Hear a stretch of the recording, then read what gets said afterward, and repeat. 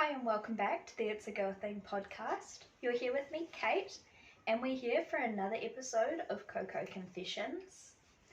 I am super excited today. We've got another 2 entries, and I also have my little support squad again behind the screen, so who knows how chaotic it'll get this week. I have to make my own confession first. It's not hot cocoa in the mug today. I opted for a raspberry milk because I was overheating a little bit, which is funny considering it's winter and I've been freezing my ass off for the last few days. So if you're enjoying the show, don't forget to leave a rating on your favourite streaming platform. It allows other people to come and join us for our confessions or our chats each week, or share it with a friend. But now let's get straight into it. So first we're starting with entry 10. A friend's band was playing a cover set on Halloween. My first thought is, where are we in the world? Because in New Zealand, Halloween's like minimally celebrated, I guess, except for the teenage costume parties, which I must admit, sadly, I've never been to. And their bassist was nowhere to be found by the time they had to play. So I told them I'd fill in. I'm really hoping that you actually can play that instrument. Imagine not being able to play the bass and being like, yes, let's just whip it out. I had never listened to the band they were covering, and I was way too drunk. Never mind, I see where we're going with this one. The fact that you've never we're not thinking books, we're thinking music. The fact that you've never listened to the band they were covering, it's like singing lyrics with no melody, and that messes with my head. The first song starts, and I'm playing all the wrong notes. The whole band is looking at me like, what the? Which prompts the audience to look at me. Like, it was a decent crowd, about maybe 50 people. The things we do with alcohol in our system. And just as I realised that I was making a fool of myself, the bass fell off its strap and hit the floor. I'm really hoping it was in one piece, that we didn't actually break somebody's bass. My question is, if the bassist was nowhere to be found, and, like, did you just casually have a bass, or did they travel with their bass already? Or did the bassist just, like, show up, gap it, and then you're like, yes, I see a bass, let's fill in. I turned the amp off, walked outside, and cried in an alley. Well, I'm a little concerned about why you chose to go and cry in an alley, because being alone in an alley at night in the dark, a bit creepy and dangerous.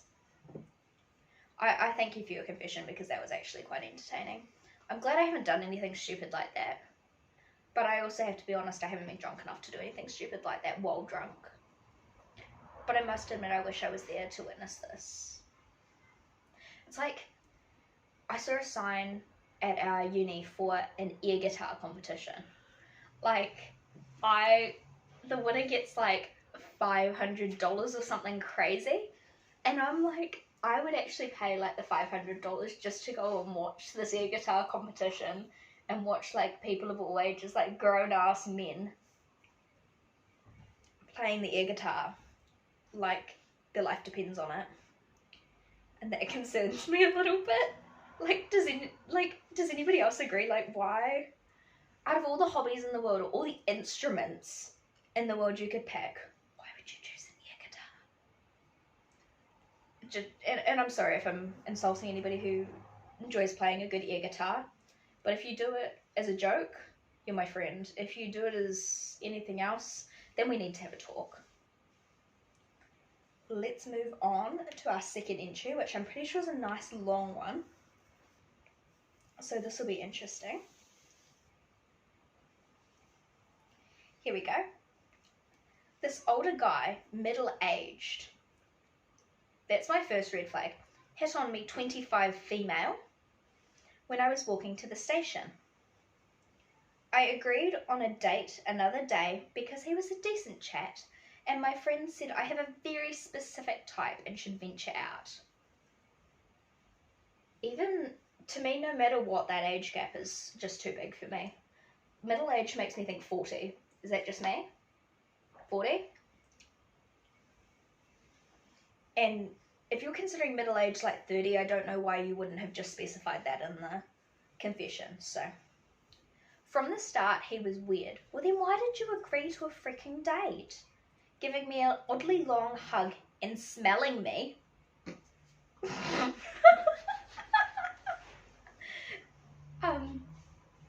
Let's just say I hope no men are smelling you now, because let's not smell men. No, let's not be smelt by men. But I feel like if that's only the start, I don't want to know where this is going to end up. You okay over there, girl? Yeah, I'm great. Talked about the candle. Oh, no. I have a quick little side story for you. It doesn't. So we went shopping the other day, and we were in several stores, and all of a sudden the girls call me over and they're smelling this candle, and they're like, what does this smell like? And I get it held up to my nose, I smell it, and I'm like, well, to me it smells like toilet spray or toilet cleaner at first. And then they go, does it not smell like a men's cologne? And specifically one of the girls suggested one of the guys in her class it smelled like. The worst part is that I had to agree with them. But let's just say, and I just want to preface by saying, I don't specifically smell this guy. It's just one of those things that that when they walk past, you're just as bad as the guy in the story, Kate. That, you know, when somebody just like walks past and they've just got their scent that just like wafts past. That's what I'm getting at. Anyway, that's how a quick little. I think you go smell him. Yeah. Yeah, sure. Let's go with that. Okay. And he also made jokes that all the drinks were on me. He did say he makes bad jokes. That's not really a joke though. Bad jokes to me are like fully just making dad jokes all the time for no reason. I'm fine paying for my own, but considering he was significantly older, I'm still proving my point that I think this guy was about 40 at least, and was the one who kept asking me out. It was a bit odd he was insisting I pay for both numerous times. I'd be getting out of there after one drink at this rate, and I'd be making sure it's a non-alcoholic drink, man. I noticed he also walked quite fast, even though he noted I wore high heels. Which isn't a big deal, just unusual. Yeah, but I feel like it's like the concept of beige flags.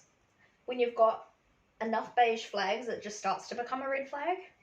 Or it's like little red flags build up to a big red flag. And the fact that he like intentionally walked quite fast while you're in heels, girl, I know people who can run in heels, but it ain't me. I could never. We went to a random affordable pub where they were giving out a free drink if you register on an app. That took him a few minutes, which I didn't mind at all. But he started thanking me for not getting upset and leaving as he would have done. Why would you leave your date just because they want to get a free drink by just registering on an app? Red flag number however many, I've lost count. He also made comments of him being impatient, which was worrying. If somebody's starting to say their bad traits to you on like a first date, run.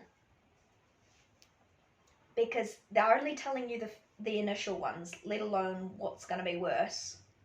When I asked him what he does, he would say, let's wait for the drinks. It felt like a job interview, etc. And just wouldn't tell me, even though he asked me and I answered. Red flag number however many. This is getting a little bit concerning. But I guess middle-aged, I can't even say, depends. Middle-aged, I'm still thinking 40, 45. If he was any older, potentially could have made enough money and retired, but if he was asking if she was paying for drinks, bit of a wacky word. Oh gosh. He then proceeded with his bad jokes, making unnecessary comments of money, like when he nearly spilt his drink on me, which he said he wouldn't be able to afford dry cleaning. I'm gonna say this is like an internationally story because we don't really, dry cleaning's not particularly common here in New Zealand. But even then, it's not crazily expensive for like one item. The fact that he's also already making money comments just to me implies that he's looking for you to provide for him, and that's a little bit creepy, considering. You see, I'm all down if you want a good sugar daddy, but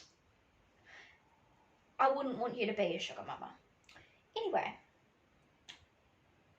another thing was he kept calling me sexy, which I don't like. That's more of a beige flag because some people do, some people don't. But if you tell him, I guess... Do you want to add your 2 cents? Sure. Go. Not that soon into whatever that was. It's not even real. I wouldn't even call that a date at this point. No, it's some kind of awkward situation. Yeah, but if further on, maybe saying it once. But, you know, I look for the gorgeous or pretty or the beautiful. But, like, potentially, if it was, like, kind of like a slip-up or not, or the first word that happened to just pop out of your brain is once one-time thing. Yeah. But not I wouldn't have necessarily said, yes, that's the word I would use. Repetitively. Okay. Not on the first date. Let's see. Keep reading, shall we? Here we go. This is more to my point. When I told him to kindly not use that word, he said he thinks I am and kept referring to me as so throughout the date. Red flag number 873, I think, at this stage. He decided we should head to another bar of his choice, which was slightly higher end. I thought he didn't have money. I thought he was complaining that he couldn't afford dry cleaning, let alone going to a bar of his choice, being slightly higher end. Oh my gosh. He kept making comments of making me pick up the tab and how expensive everything was, proceeding to ask the waiter if they served drinks in pitchers, which I was taken aback by. Like a jug. Yeah. Yikes. I don't even know if I have anything to say about that. That's just... Why would... I can't keep saying why would he, because the whole point is that he's a red flag and that he wouldn't, that he's doing stuff to be an ass. But I just want to know what was going through his head. Was he like, let me just try and get some free drinks out of this chick and maybe get laid tonight? Like, but did he really think that was the way about it? Like asking her to pick up your tab, talk about how impatient and how moneyless you are. Anyway, where is it? He also was just awkward and I felt really uncomfortable. So I told him I was uncomfortable and would like to leave. You go, girl. I probably would have said that probably 5 minutes into the date, but hey, you go for standing up for your boundaries when it went too far. To be fair, he reacted well, but he started getting upset about the group that sat next to me. He sat on my other side. How they were talking about us and judging us, which I did not see or hear at all. To be honest, I feel like if we were sitting there, we would be judging just a little bit. Especially if we could overhear any of that conversation. I would be like, just about ready to go over to her and be like, no, we're getting out of here, girlfriend. Because that's not safe. There was another guy on Tinder that was asking me out for drinks that day and was my type. So I just ended up meeting up with him and had a great time. It was a learning experience to stick to my type. I would put that more than just a learning experience at this point. You put yourself through it for that learning experience. Do we have any final thoughts, Tam? I'm just glad she got away, man. Yes. Imagine, that could have gone wrong on so many levels though by the end. Yes. Like, I'd say change of location. Yeah, change of location of his choice. Also thinking about us, like if we say aged 5 years for your sake, and you're not exactly going to be much taller or much bigger. Imagine a fully grown, like middle-aged man. They'd be able to not take you down, but like there's such a higher risk of getting like assaulted. So that could have ended pretty badly. Especially if he had a mate that wanted to be like in on it, so to speak. Mm. So I feel like personally I would have got out of there sooner, but I guess I wasn't there, so I don't know how easy the situation was to get out of. But we're glad you got free, and we're glad you learned your lesson. And I'm hoping you're with a good guy now, because something tells me after all that you definitely deserve it. But yeah, that's our cocoa confessions this week, or raspberry milk confessions if we want. And for once, I think I've almost drunk the whole thing. Maybe this should become my new thing. But I guess that defeats the name purposes. Well, thank you for joining us, and I hope you leave a rating, a review, tell a friend, and join us again for more confessions next week. Have the best week, and we'll see you on Sunday.